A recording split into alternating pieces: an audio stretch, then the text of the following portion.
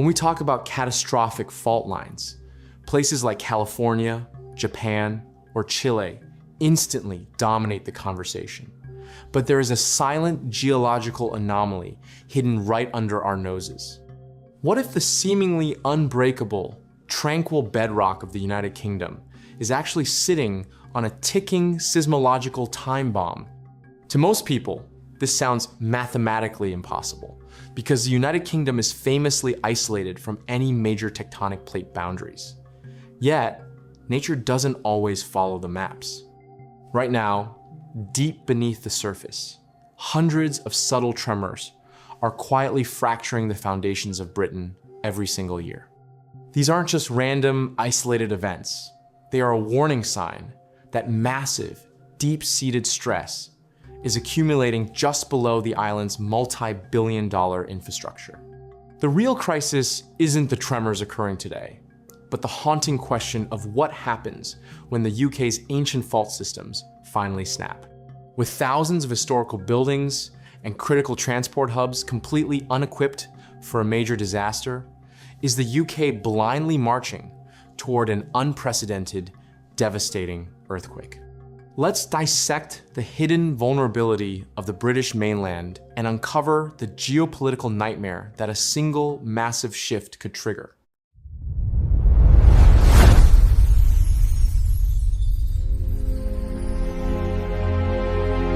When navigating the picturesque, rolling green hills or passing through the historic, quaint villages of the United Kingdom, geological disasters are likely the furthest thing from your mind. Statistically, this island nation wouldn't even rank in the top 100 places with regards to earthquakes. Yet beneath its seemingly tranquil surface, Britain sits on a complex geological landscape that experiences hundreds of earthquakes every year. Now, most of these are too small to be felt, but the fact that they hide at all is a clear indication that the Earth here is far from still. And also, there's the fact that Britain is an island country. Those rarely exist without some form of tectonic activity, even if it's not consistent. Geographically, the United Kingdom is an island nation, primarily composed of Great Britain and the northeastern part of the island of Ireland, along with numerous smaller islands, and its landscape is surprisingly diverse. While the most common idea of British country is one of gently rolling hills, there's also the rugged mountains of Scotland and Wales to the flatter, low-lying plains of eastern England. This variety, of course, is a direct result of millions of years of geological activity. Unlike countries situated on active plate boundaries, where colossal tectonic plates grind past each other, the UK lies firmly in the middle of the Eurasian plate. This is probably why nobody assumes the country would be due for a destructive earthquake. After all, plate boundaries are typically where all the action occurs. This might lead one to believe the UK should be seismically inert. However, even within the stable interior of a tectonic plate, stresses can build up and old fault lines can be reactivated. Think of it like a piece of old timber. Even after it's been cut and installed, internal pressures can cause it to creak and shift along old grain lines. The New Madrid seismic zone in the middle of North America is a similar tectonically active region. Getting back to the UK, its geological past is very rich but violent. Hundreds of millions of years ago, Britain was part of a supercontinent, experiencing colossal collisions as land masses moved and merged. These ancient events created deep-seated fault lines, fractures in the Earth's crust where rocks move past each other. While these faults are now largely inactive in terms of major plate movement, they represent zones of weakness. Today, the distant forces from the spreading of the mid-Atlantic ridge to the west and the collision of the African and Eurasian plates to the south transmit stresses across the vast Eurasian plate. These stresses, though subtle, are enough to occasionally reactivate these old buried fault lines beneath the UK. One of the most significant geological features influencing UK seismicity is the presence of numerous ancient mountain building events known as orogenies. The Caledonian orogeny, which occurred between about 490 and 390 million years ago, shaped much of Scotland, northern England, and Wales.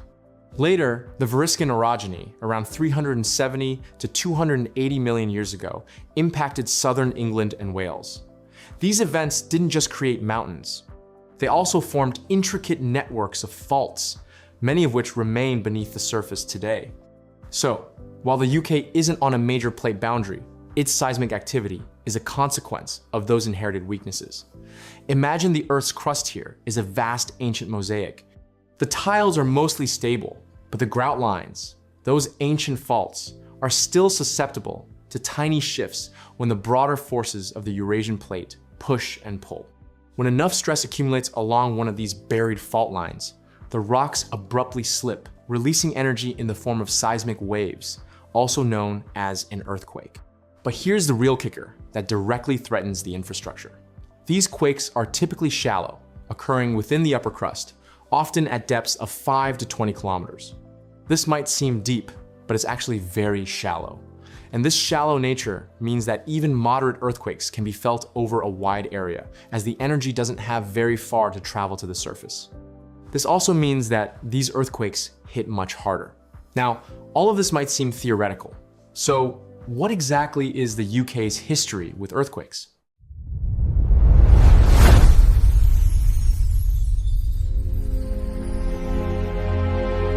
For many, the idea of an earthquake in the United Kingdom conjures images of a minor tremor, perhaps a rattling teacup, rather than a serious geological event. Yet, the UK's seismic history is far more active than its tranquil reputation suggests, offering compelling evidence that significant quakes are not an anomaly, but a reoccurring, if uncommon, feature. While instrumental records are a relatively modern invention, accounts of felt earthquakes stretch back centuries in Britain. One of the earliest reliable reports dates back to the year 974. And though details are scarce, reports suggest that the earthquake was strong enough to impact the entirety of England. Suffice it to say, this was not a small rattler, it was something bigger.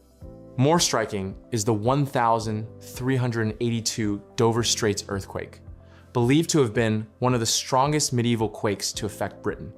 Historic sources describe widespread damage in London and the southeast, with reports of church spires crumbling and severe shaking felt across parts of England, France, and Flanders.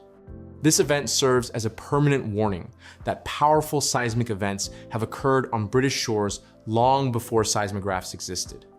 Fast forward a few hundred years, and the UK would get hit by another alarming seismic event.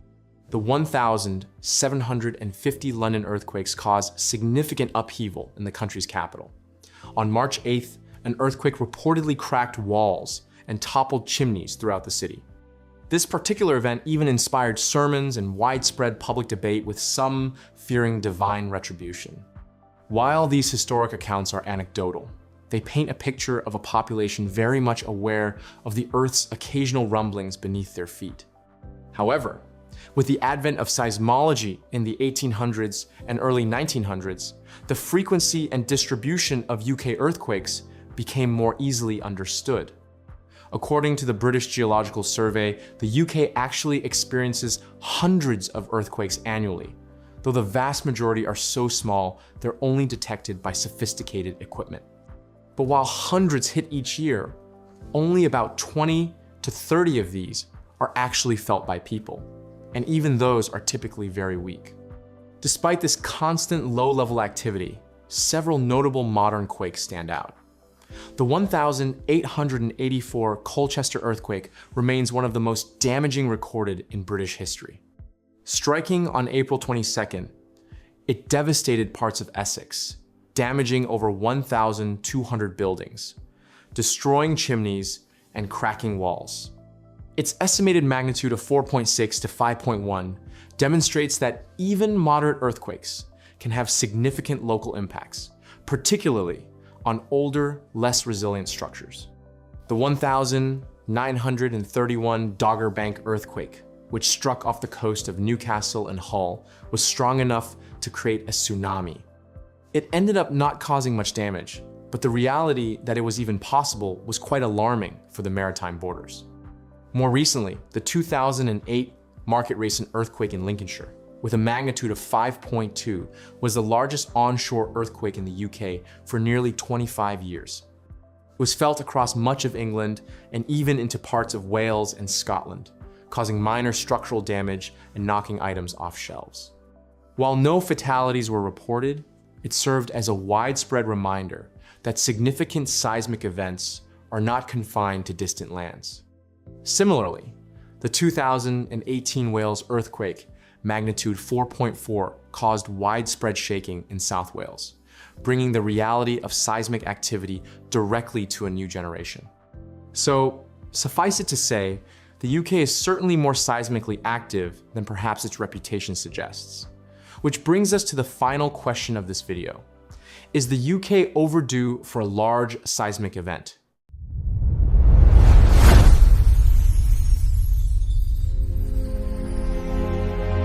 The UK has a consistent background of seismic activity, even if its reputation doesn't suggest that to be the case. To go along with historic records of moderately sized earth rattlers, many seismologists have come to a sobering conclusion. The UK may be overdue for an earthquake that could cause significant damage. But let's set something straight first. The very concept of an overdue earthquake, something we hear quite often about a place like California, isn't actually about precise timing, like a train schedule. Rather, it relates to the statistical probability of seismic activity on a given fault or within a region. Imagine a rubber band being slowly stretched. The stress builds up over time until it reaches a breaking point, at which time the band snaps, releasing the tension. Similarly, tectonic forces continuously load stress onto the UK's ancient fault lines. Since major earthquakes in intraplate regions like the UK tend to occur at irregular intervals, long periods of nothing happening can indicate a buildup of stress that will eventually be released. But while the UK's historic earthquakes aren't colossal earthshakers by global standards, in a country unprepared for seismic shocks, they could still be substantial. The primary concern for the UK isn't necessarily a catastrophic magnitude 9, 8, or even 7 earthquake. Those aren't likely to happen in the UK. So, feel free to unburden yourself with any of those fears. The real threat instead lies in a moderate earthquake, more likely in the magnitude 5 to 6 range occurring in a populated area. Because here's the real issue. Buildings in the UK are generally not designed with significant seismic resilience in mind. Think older, unreinforced masonry buildings, construction that can be quite common in the UK. Because unlike earthquake-prone regions, building codes in the UK typically don't require structures to withstand earthquake shaking. In fact, many of Britain's cities, but particularly those with historic centers, are filled with buildings that are especially vulnerable to even moderate tremors. And here's the unfortunate reality around all earthquakes. Regardless of the actual magnitude, it's the collapsing of buildings and infrastructure that causes the most harm. A city built to withstand magnitude 8 earthquakes will fare better overall than a city not built to withstand a magnitude 6 earthquake. So, a significant shake in the UK could lead to widespread structural damage, collapsing chimneys and potentially buildings, damaging infrastructure, and even causing serious injuries or fatalities. There's one other major issue in the UK though. The country has a critical vulnerability in its nuclear facilities. You see, many of these plants were designed and constructed decades ago, long before modern seismic understanding was fully developed, and certainly not to the stringent earthquake standards seen in places like Japan or California. While operators maintain that facilities are robust, the very premise of their location assumes low seismic risk.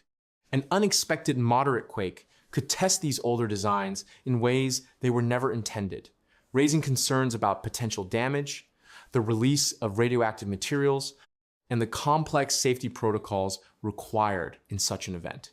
The idea that critical national infrastructure, from power grids to transportation networks, could be compromised by a relatively common geological event underscores a significant oversight.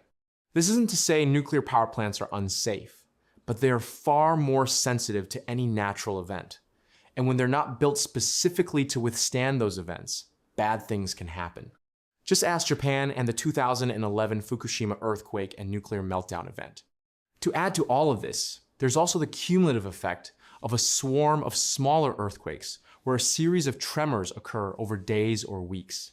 While individual quakes might be minor, the continuous shaking can weaken structures with each successive hit, generate widespread panic, and overwhelm emergency services, potentially leading to more damage and disruption than a single larger event. So then, it's when, not if, the UK will feel another moderate earthquake. And depending on where it hits will determine how much damage is caused.